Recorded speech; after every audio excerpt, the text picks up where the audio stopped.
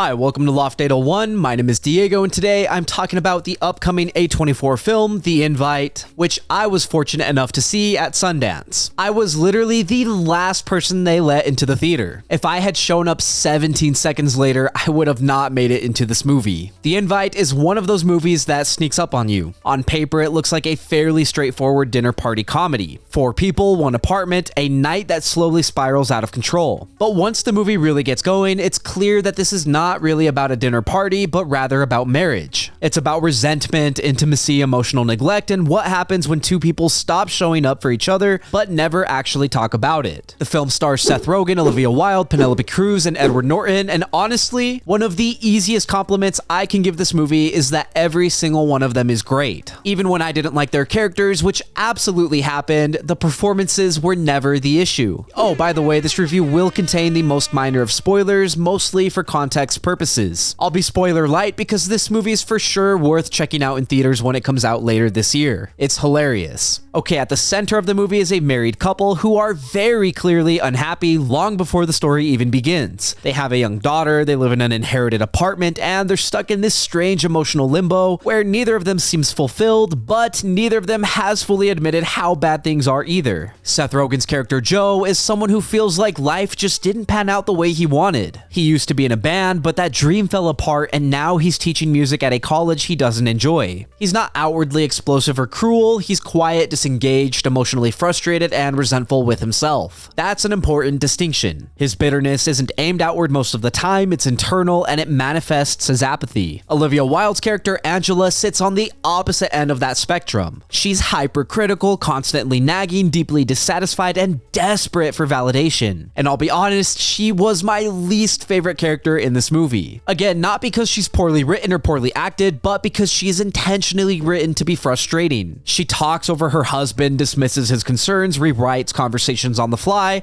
and frequently lies just to avoid addressing uncomfortable truths. That said, this movie doesn't let Joe off the hook either. While she's abrasive and controlling, he's checked out. He goes through the motions, he avoids confrontation. He doesn't step up when he probably should, and the film makes it very clear that this marriage didn't fall apart because of one person. It fell apart because they slowly stopped choosing each other. That's a pretty heavy and emotional premise, so I was incredibly surprised by how funny this movie really is. My audience was roaring. There are jokes littered throughout the movie that will make you crack up. This is very much a dramedy, but the comedy works because it's grounded in awkwardness and truth, not just punchlines. A lot of the humor comes from Seth Rogen just being Seth Rogen. His timing, his voice, his bluntness, the way he delivers offhanded comments that feel socially inappropriate but emotionally honest, all of that lands really well here. Some of the funniest moments come from extremely small situations. The neighbors arrive for dinner, ask if it's a good time, and Joe basically says, "No, not really." That kind of humor sets up the tone for the whole movie. It's not loud or showy, it's uncomfortable, blunt, and weirdly relatable. Edward Norton's character, Hawk, is another major source of comedy. I feel like I've been sleeping on him as an actor because he is fantastic here. He plays a pretentious, overly confident neighbor who clearly enjoys being the smartest person in the room. He's obsessed with rugs, casually overshares personal details, and carries himself with this smug calmness that contrasts beautifully with the chaos inside the main couple's apartment. He's hilarious and serves as the emotional foil to all of the chaos unfolding around him. Penelope Cruz plays Pina, and she's by far the most grounded character. She's calm, observant, and emotionally intelligent, making her feel like the most together person in the room. That balance works really well, especially when things start to escalate. From a filmmaking perspective, I really liked how this movie was shot. The entire film takes place primarily inside an apartment, but it never feels visually flat or confusing. The blocking is excellent. You always know where you are, the kitchen, the living room, the hallway, the bathroom, the office, and that spatial clarity matters a lot in a contained setting like this. The camera favors close-ups when emotions are boiling, but it also knows when to pull back to give us a broader context. You're not just watching faces, you're watching how people exist in the same space while being emotionally miles apart. Even when the characters are in separate rooms, the movie maintains a sense of connection and visibility, which reinforces the idea that these characters can't escape themselves even if they wanted to. For me, one of the biggest questions The Invite poses, especially towards the end of the film, is whether it's better for 2 unhappy parents to stay together or to separate and try and find happiness for themselves. Personally, I lean towards the idea that if two people can work together through their issues, that is the best option. It's not always possible, and the movie acknowledges that, but it doesn't treat divorce or separation as a clean or simple solution either. Instead, it shows how unresolved resentment, lack of intimacy, and emotional neglect slowly poison a relationship if left unchecked. Without getting into spoilers, I really enjoyed how the ending of this movie was handled. It's reflective and it'll make you second guess some things. The final thing I want to say is that this movie was paced very well with a runtime of 1 hour and 47 minutes. The movie is jam-packed with jokes and I never felt like the comedy missed the mark. There's one huge plot twist that drives a ton of the comedy and I would love to talk about it, but I promise that when you watch this movie, you'll pick up on the clues and you're gonna get a good laugh out of it. Again, my audience was going crazy over this movie. That is a huge win for the comedy genre.